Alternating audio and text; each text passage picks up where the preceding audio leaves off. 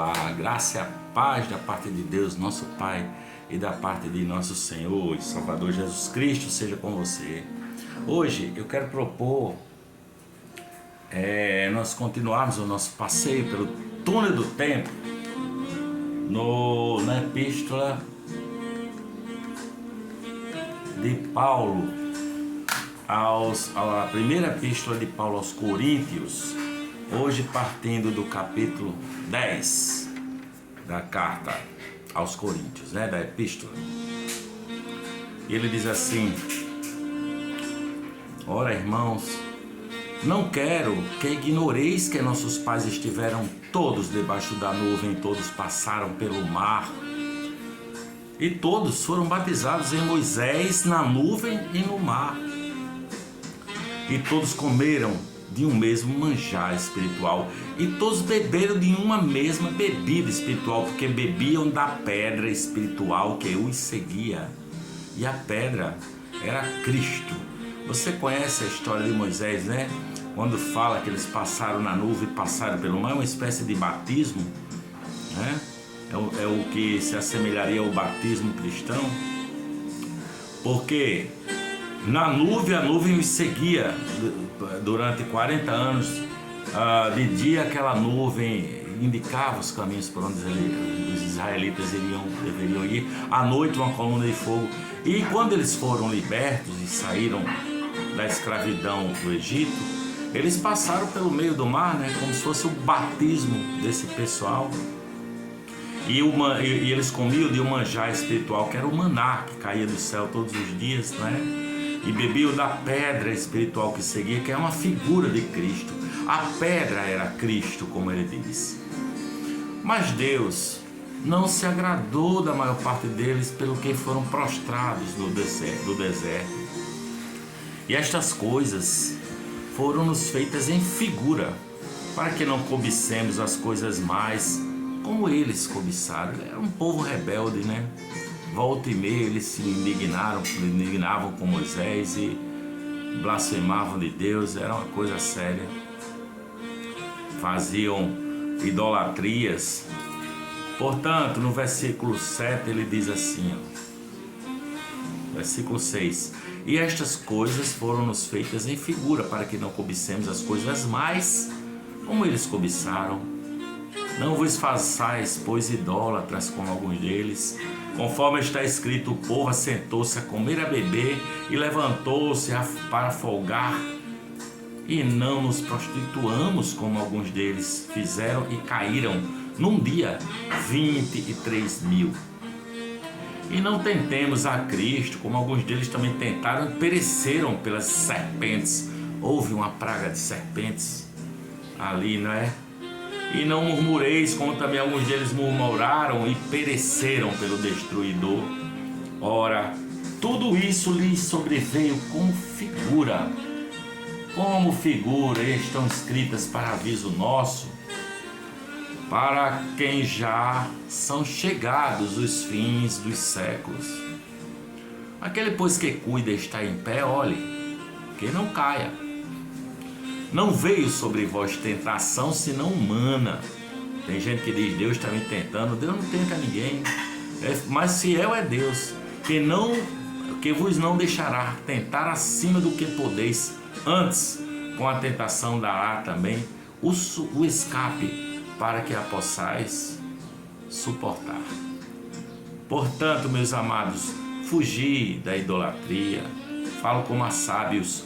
Julgai vós mesmos o que digo. Porventura o cálice da bênção que abençoamos não é a comunhão do sangue de Cristo? O pão que partimos não é porventura a comunhão do corpo de Cristo? Porque nós, sendo muitos, somos um só pão e um só corpo, porque todos participamos do mesmo pão. Não é o caso dos israelitas que comiam aquele pão que caía do céu, o maná. Mas o nosso pão é o pão que desceu do céu, é carne e o sangue de Cristo. Ele diz aqui no versículo 18: vede a Israel segundo a carne, os que comem os sacrifícios não são porventura participantes do altar? Mas que digo que o ídolo é alguma coisa? Ou que o sacrificado ao ídolo é alguma coisa? Antes, digo que as coisas que os gentios sacrificam, as sacrificam aos demônios e não a Deus. E não quero que sejais participantes com os demônios. Vocês não podem beber o cálice do Senhor e o cálice dos demônios. Não podeis ser participantes da mesa do Senhor e, ao mesmo tempo, da mesa dos demônios. Ou irritaremos o Senhor? Somos nós mais fortes do que eles? Todas as coisas me são lícitas. Todas as coisas me são lícitas. Mas nem todas as coisas convêm. Todas as coisas me são lícitas, mas nem todas as coisas edificam. Ninguém busque o proveito próprio, antes cada um que é do outrem. Com meio de tudo quanto se vende no açougue, sem perguntar nada, por causa da consciência. Porque a terra é do Senhor e toda a sua plenitude. E se algum dos infiéis vos convidar e quiserdes ir, com meio de tudo que se puser diante de vós, sem nada perguntar, por causa da consciência. Mas se alguém vos disser, isto foi sacrificado aos ídolos, não comais, por causa daquele que vos advertiu e por causa da consciência, porque a terra é do Senhor e toda a sua plenitude. Digo, porém, a consciência não a tua, mas a do outro. Pois porque há de a minha liberdade ser julgada pela consciência de outrem? E se eu com graça participo, por que sou blasfemado naquilo que dou graças? Portanto, quer comais, quer bebais, ou façais outra qualquer coisa, fazei tudo para a glória de Deus.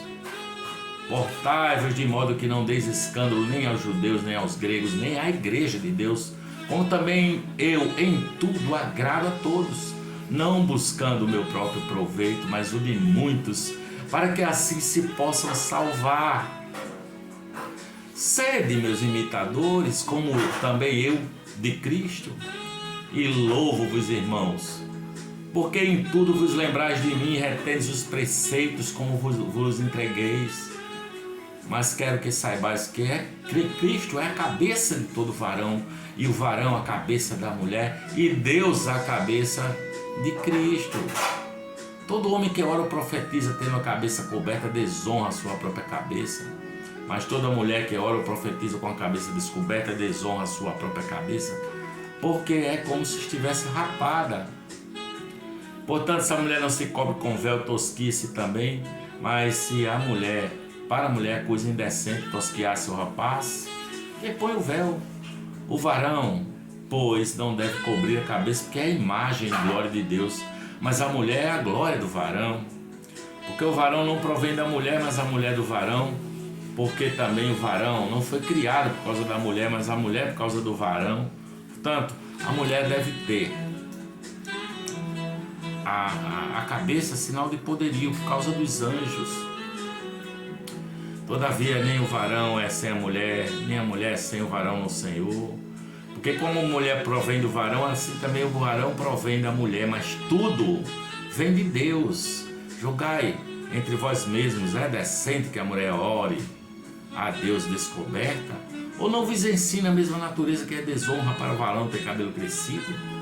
Mas ter a mulher cabelo crescido lhe é honroso, porque o cabelo lhe foi dado em lugar do véu. Mas se alguém quiser ser contencioso, nós não temos esse tal costume, nem as igrejas de Deus. Nisto, porém, diz Paulo, nisto que vou dizer, não vos louvo, porquanto vos ajuntais não para melhor, senão para pior. Porque antes de tudo ouço que quando vos ajuntais na igreja, há entre vós dissensões, e em parte creio, e até importa que haja entre vós heresias, para que os que são sinceros se manifestem entre vós. De sorte que quando vos ajuntais num lugar, não é para comer a ceia do Senhor, porque comendo cada um toma antecipadamente a sua própria ceia, assim um tem fome e outro embriaga-se. Não tendes porventuras casas para comer e para beber? Ou desprezais a igreja de Deus e envergonhais os que nada têm? Que vos direi? Louvar-vos-eis? Nisso, diz Paulo, não vos louvo, porque eu recebi do Senhor, que também vos ensinei, que o Senhor Jesus, na noite em que foi traído, tomou o pão, e tendo dado graças, o partiu e disse: tomai, comei, isto é o meu corpo que é partido por vós, fazei isto em memória de mim. Semelhantemente também, depois de cear, tomou o cálice, dizendo: este cálice é o novo testamento no meu sangue, fazei isto todas as vezes que beberdes em memória de mim. Está falando do memorial da ceia. Porque todas as vezes que comerdes deste pão e beberdes deste cálice, anunciais a morte do Senhor até que venha. Portanto, qualquer que comer este pão ou beber o cálice do Senhor indignamente será culpado do corpo e do sangue do Senhor. Examine-se, pois, o homem a si mesmo, e assim coma deste pão e beba deste cálice. Porque o que come e bebe indignamente, come e bebe para a sua própria condenação, não discernindo o corpo do Senhor. Por causa disso, diz Paulo, há entre vós muitos fracos e doentes, e muitos que já dormem. Porque se nós nos julgássemos a nós mesmos, não seríamos julgados. Mas quando somos julgados, somos repreendidos pelo Senhor, para não sermos condenados com o mundo.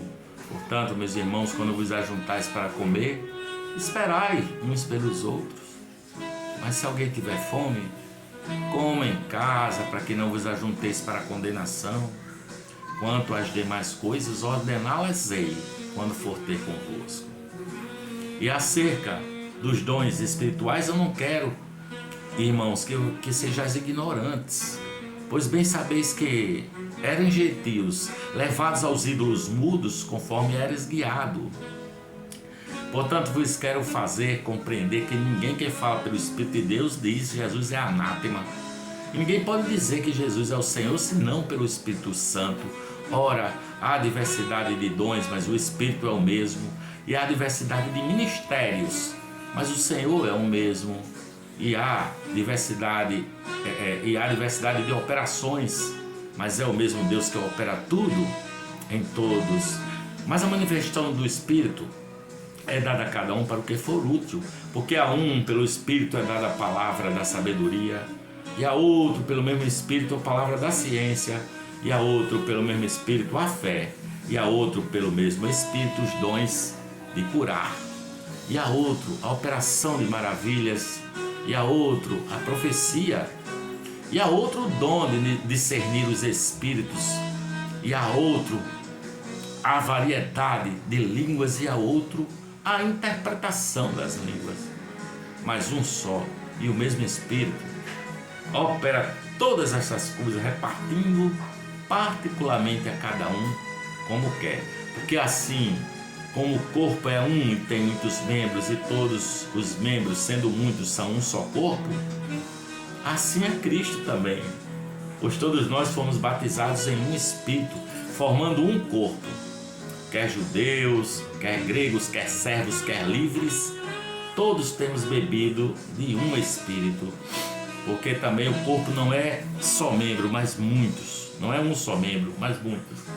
Se o pé disser, porque não sou mão, não sou do corpo, não será por isso do corpo?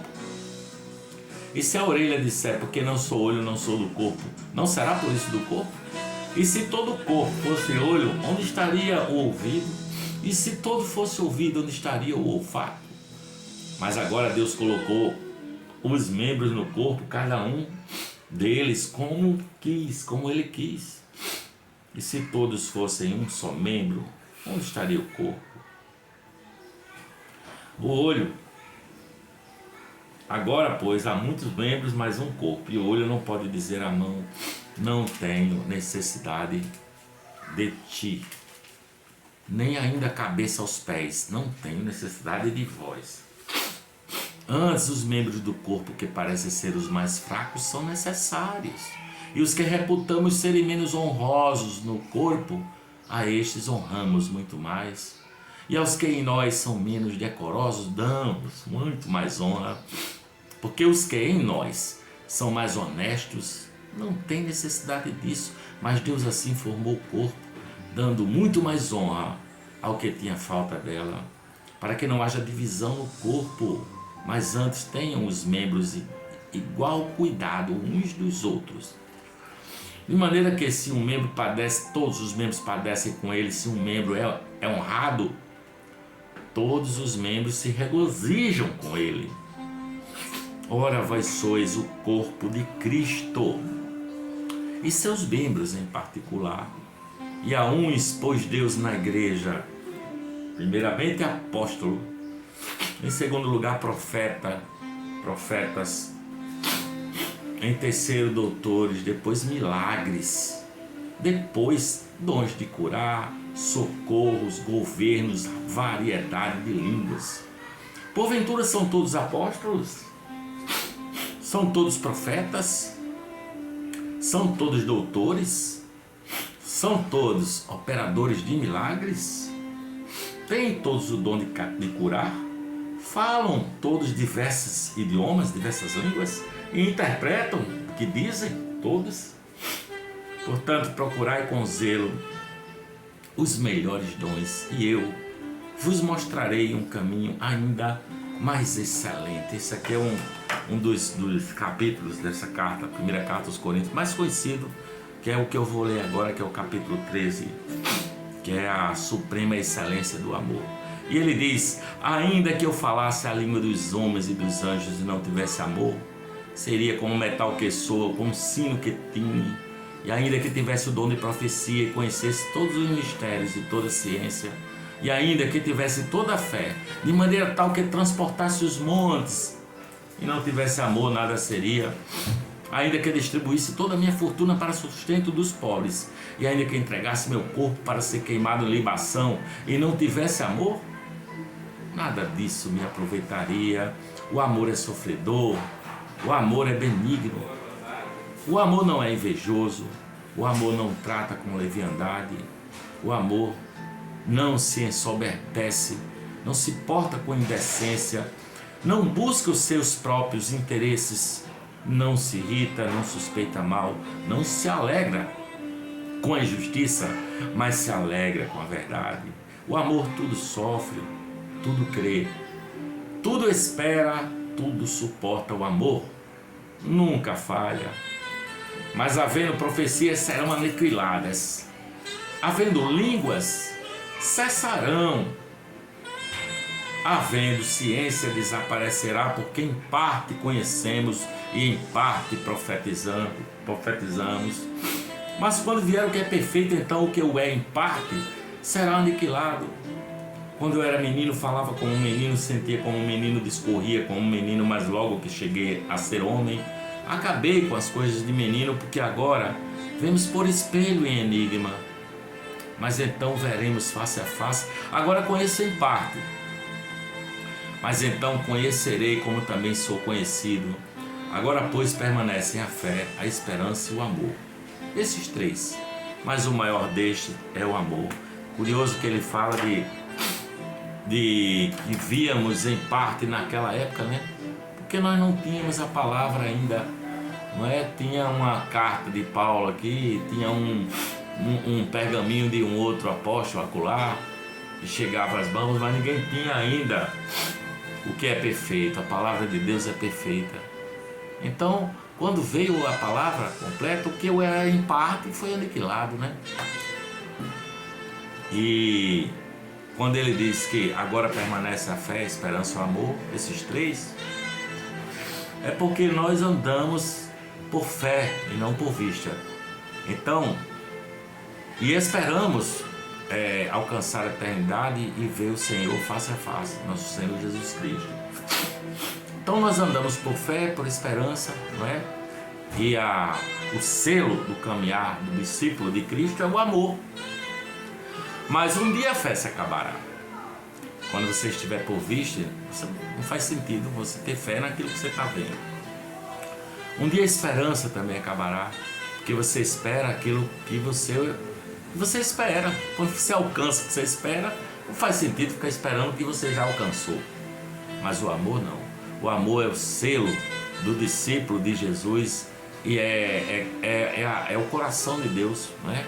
Deus é amor e conduzirá o seu povo pela eternidade sob a batuta do amor. Tá bom? Beijo para você. Paz de Cristo, eu vou dizendo aqui amém.